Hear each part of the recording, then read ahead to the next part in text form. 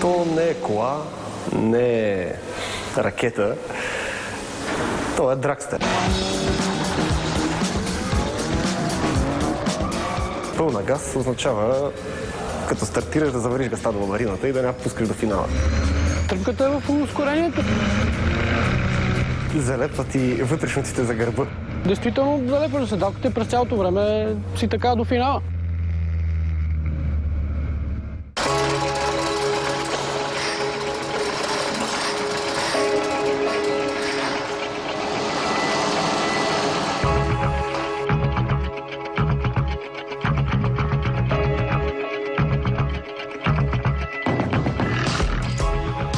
Ние правим в един не много малък сервис, но 4-5 човека създаваме тия автомобили.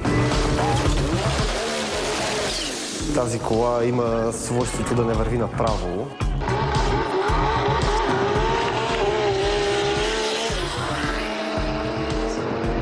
Тази се опитва дори на четвърта, вече с 250 колата е развила, да ходи извън, да си върти газа и да ходи наляво надясно. По сметки излиза, че ако успеете да минете 100 км на пълна газ, тя ще изхарчи 700 литра, което е 700 на 100, реално. Преди това съм ходил на доста драг състезания, но не ми беше така любим спорт. Точно от гледната точка, че се кара само направо. Така ми изглеждаше ми скучен, не майсторски реално. Тогава бях по-запален по дрифт, пистово каране и такива разни други мотоспорти. Но след като дойдох тук и започнах да правя тези коли и да усещам какво се случва вътре в тях, впоследствие като почнах и да карам вече, осъзнах, че изобщо не е лесно. И има тръпка доста.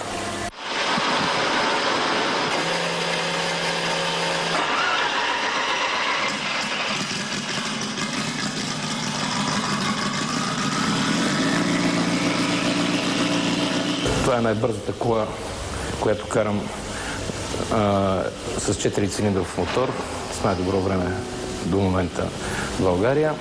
От кола 95 коня, вече в момента сме на 700 коня на колелата. Тук ускорението от 0 до 100 е в някои коли е под 2 секунди.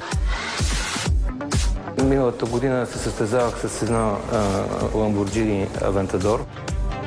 То правеше близо 11 секунди времена. Аз имах времена около 10:0 този ден на състезанието. Формула 1 по-добри резултати ли ще направим 400 метра старт? Не. Това е по-бързо от Формула 1 на ускорение? Да, по-бързо, да. Колко горе-долу? Имаш ли? Спрямо рекорда в България, формулата, това, което аз знам е, може би с около секунда по-бавно. Имаше преди години, идва на божурище болид, подобен на Формула 1, двуместно Минарди беше, ако не се лъжа. И не си спомням какви времена даваше точно, но бяха по-слаби от тогавашния рекорд, който беше над 10 секунди.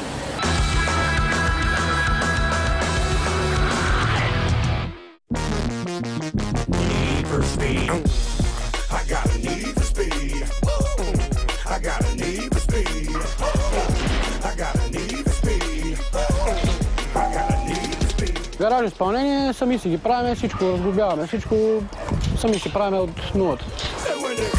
Стандартно изпълнение мотора с принудително пълнене нитро. Двигател е 3000 кубиков 6-цилиндров, V-образен, съвсем стандартен. В случая този, който е абсолютно никакви подобрения няма.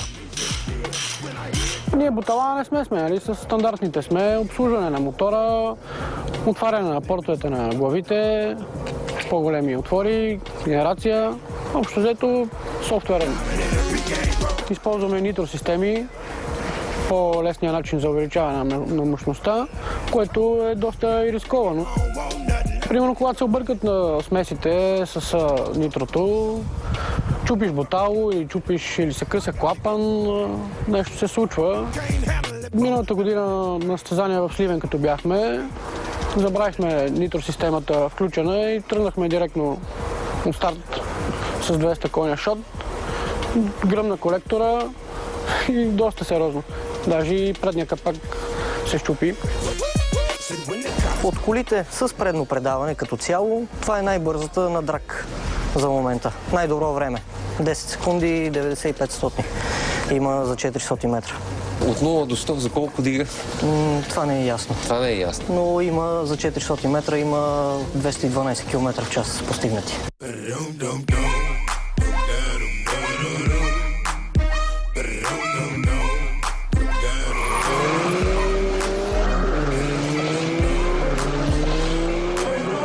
Драг рейсинга е състезание с автомобили на права отсечка от четвърт миля, което са точно 402 метра и 33 см. Правилата са относително прости. Стартира се при подадена светлина от светофара, който пресече първи финал.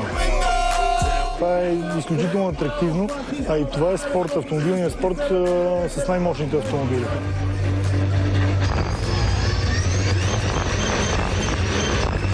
Почнахме от едни много слаби времена и в един момент се превърнахме в региона, тук в регионален лидер. Значи в нашите държави съседки като Румъния, Сърбия, отчасти Гърция, Турция, Македония, просто сме номер едно.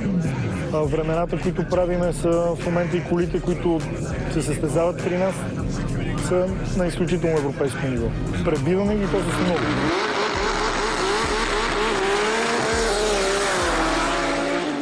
Падна рекорда на България по драг рейсинг, който вече е 8.799 секунди за 402 метра. Това е буквално световно постижение.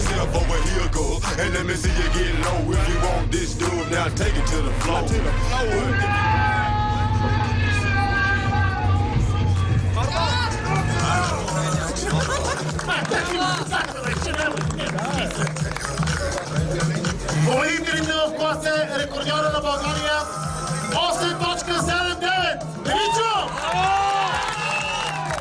Това нещо на пръв поглед толкова елементарна дисциплина, съответно има много тънкости. Тя приключва много бързо и право на грешки няма нито един състезател.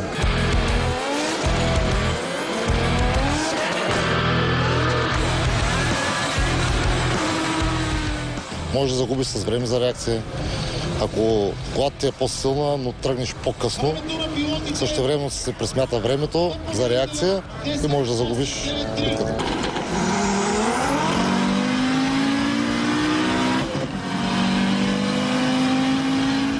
Тези коли са много интересни, когато ги видите в движение. Когато ги видите паркирани, може би няма и да им обърнете внимание, защото повечето от тях изглеждат буквално като стандартни, обикновени, ефтини коли.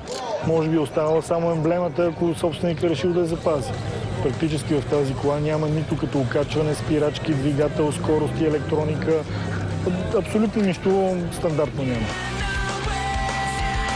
Виждайки на пръв поглед изключително обикновен ефтин автомобил, дори който е за морга, който дава десетки или 11, просто може да си представите колко е по-бърз от едно Ламборгини, Ферари или каквато и да било екзотика.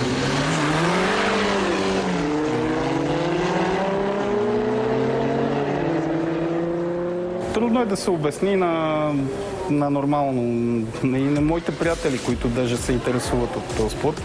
Как, примерно, 4-цилиндрова кола, която от завода е била не повече от 200 конски сили, в момента е примерно нещо близо до 900 конски сили. От ползва същия блок, същата глава, няма някакви извънземни работи в нея.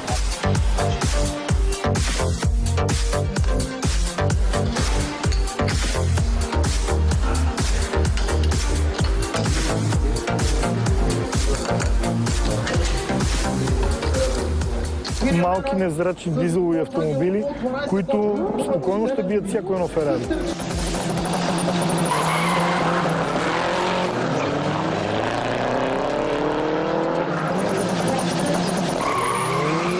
Това лопотрима ще бие за 100 метра. С 100 метра на 400 метра и съответно на собственика на Ферари да не остане въобще добре. Лупо го е превил.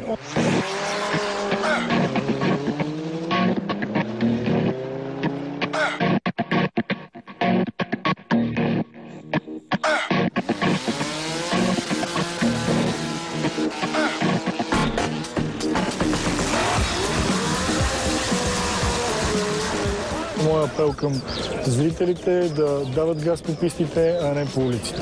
Сигурността е много важна, защото тук шанса нещо да се щупи в колата е много голям.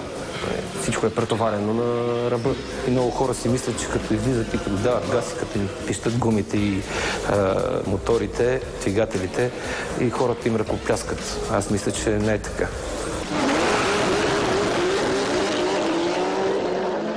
Мястото за състезание е пистата.